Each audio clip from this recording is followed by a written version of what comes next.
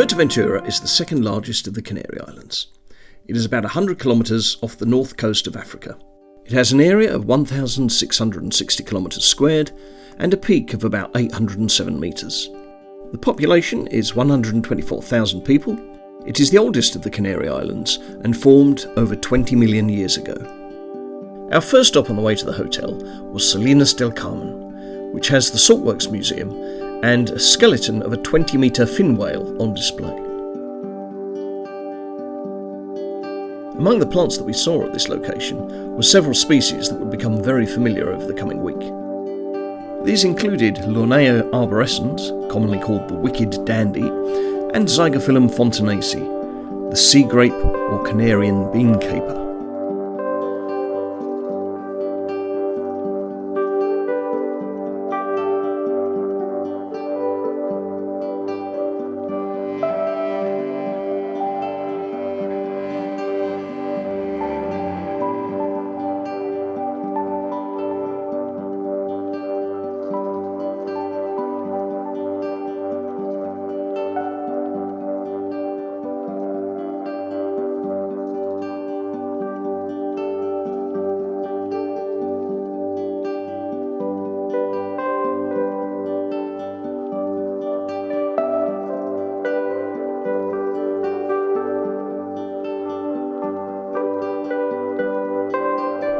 In Fuerteventura, the temperature ranges throughout the year from 15 to 28 degrees Celsius, and the rainfall averages about 6 inches a year. For the first 3 nights of our trip to the Canary Islands, we were based in Playa Baja. Exploring around the beach, several halophytes or salt-loving plants were seen. These plants are specially adapted for saline conditions and make up about 2% of all plant species. Also along the coast, several bird species were seen, such as the common greenshank and the little egret, both of which were seen wading around in the water looking for food.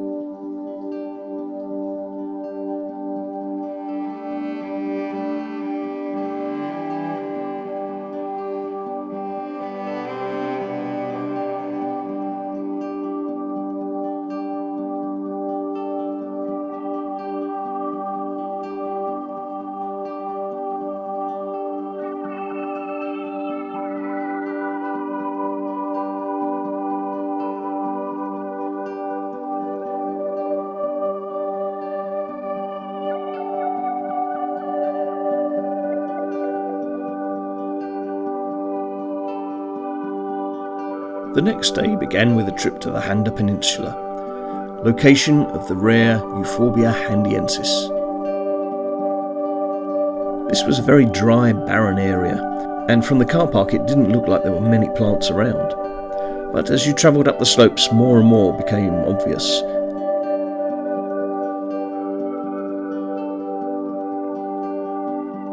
And there were plenty of examples of Euphorbia handiensis to be found, at various stages of their life, from small seedlings up to plants that were dying.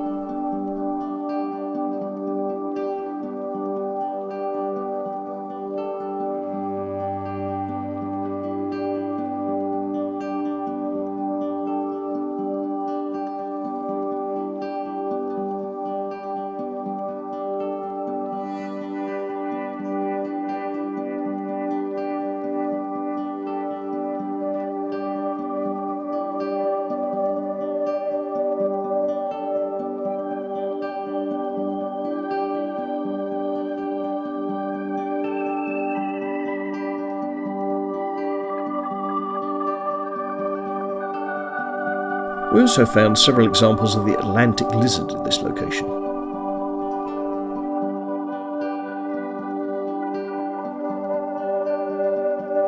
There was also a lone donkey wandering around.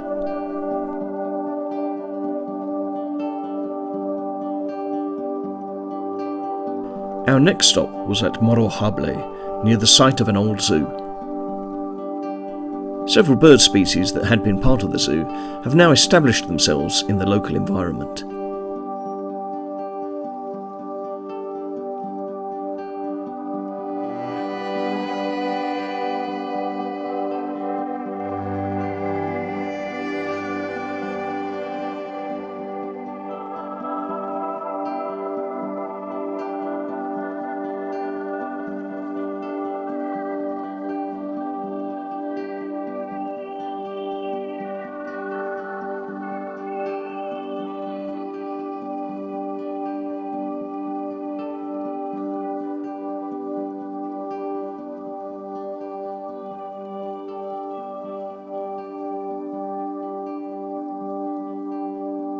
After a lunch stop, we visited a waste ground at La Lajita.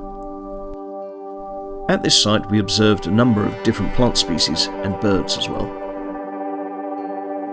Again, we saw examples of Rumex versicarius, the ruby dock or bladder dock.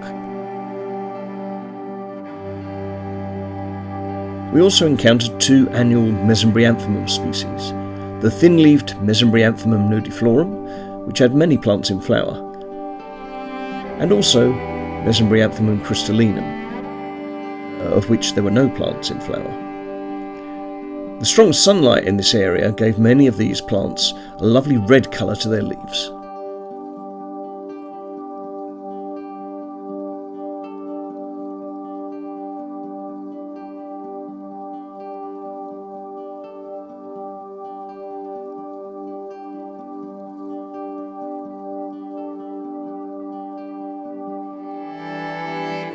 Among the bird species that we spotted were the ruddy shelduck, the hoopoe, and the Spanish sparrow.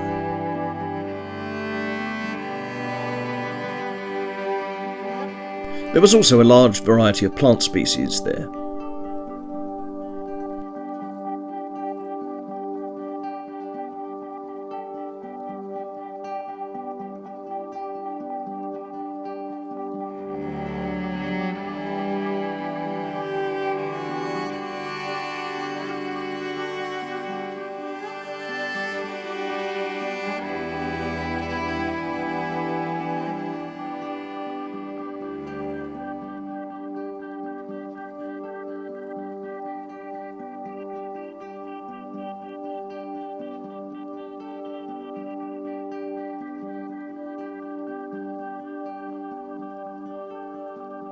The seeds of these acacias were very colourful.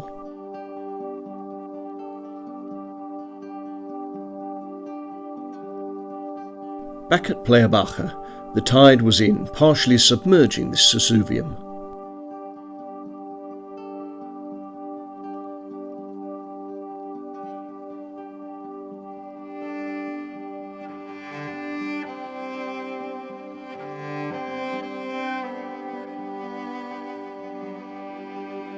Day 3 began with a stop by the goat farm at La Pared.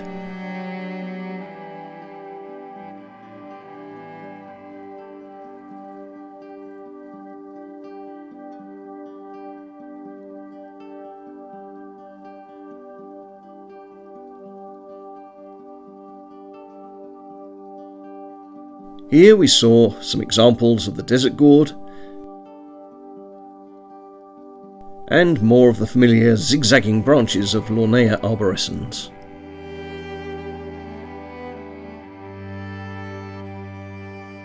A number of bird species were observed here, which included many ruddy shelduck and the common buzzard.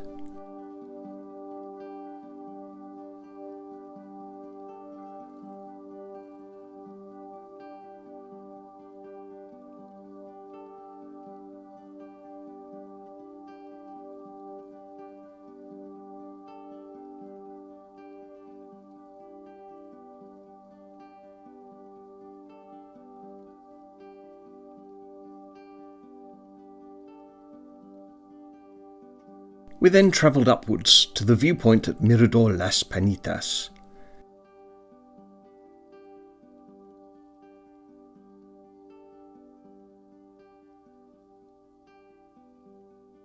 Here we saw pipits, ravens, and the Barbary ground squirrels rushing around.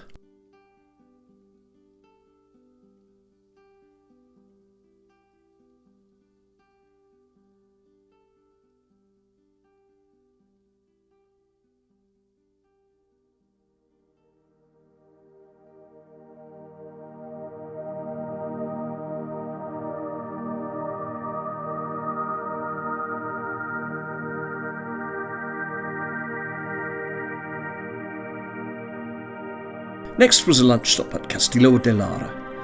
Here there were many interesting plant species to be seen. This included the shrubby euphorbias, balsamifera and registubae. We also saw Kleinia nerifolia, various asparagus species, and the interesting stapeliad Apteranthus burchardii.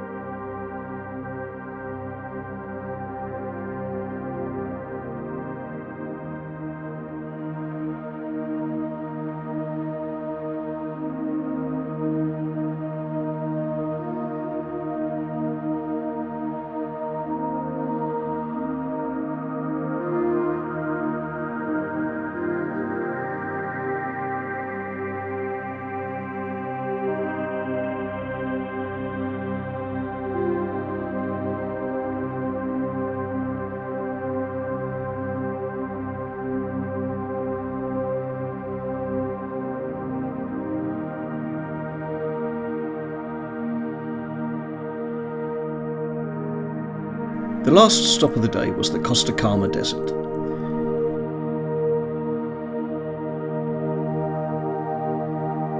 Here we saw the unusual bindweed relative Convolvulus caput medusae.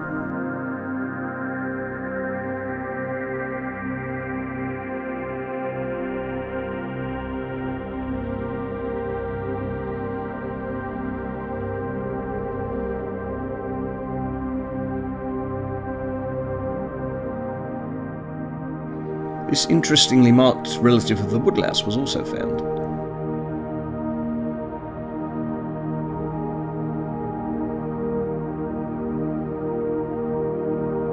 At the last night at the hotel, we finally found an Algerian hedgehog, which had come into the hotel grounds in order to pinch the cat food.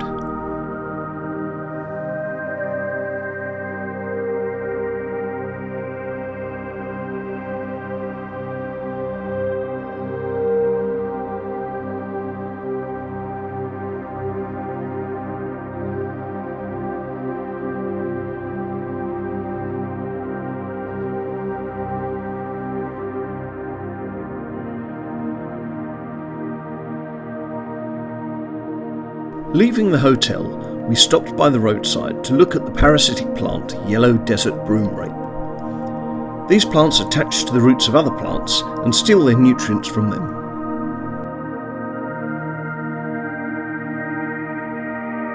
One last stop was made on the way to the airport. This was at Barranco de Rio Cabras, a steep-sided ravine with some water at the bottom. There was a wide selection of plants here, as well as many different insects and birds as well.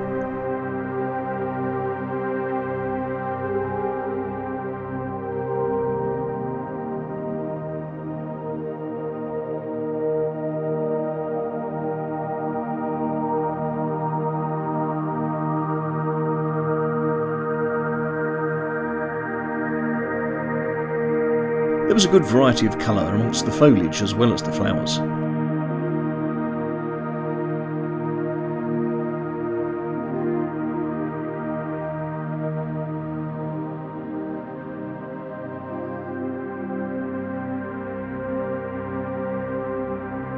Although the sap of the giant milkweed, or apple of Sodom, is toxic to humans, it didn't stop this caterpillar from tucking into the leaves.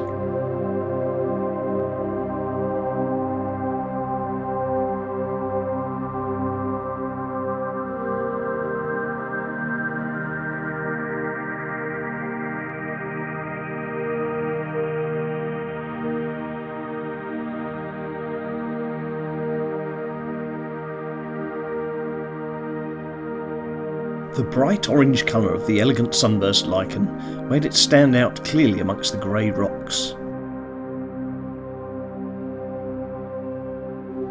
Once again we saw the ruddy shelduck, and this time it was accompanied by some baby ducklings.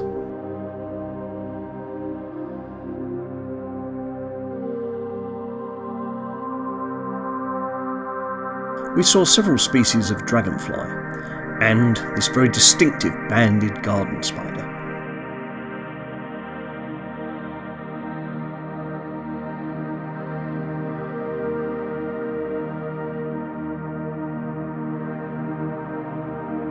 A few East Canary geckos were found hiding amongst the rocks.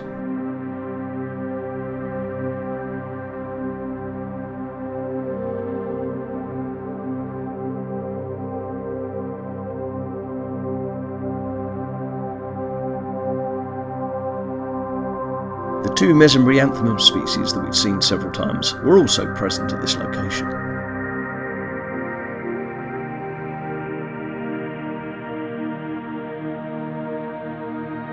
At times there was quite a wind blowing along the ravine.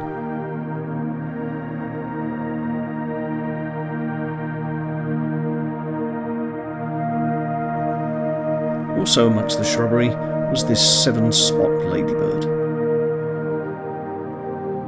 This final selection of pictures shows a variety of plants that were spotted in gardens around the island.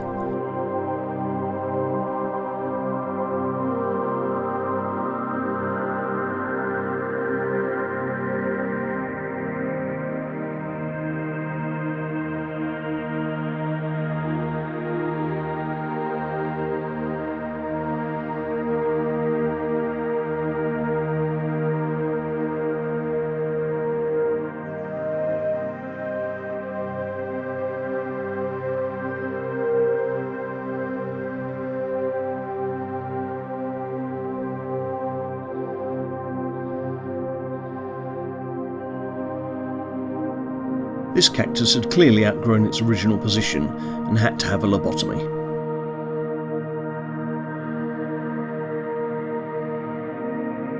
These cacti were planted out in an area of the foyer by reception.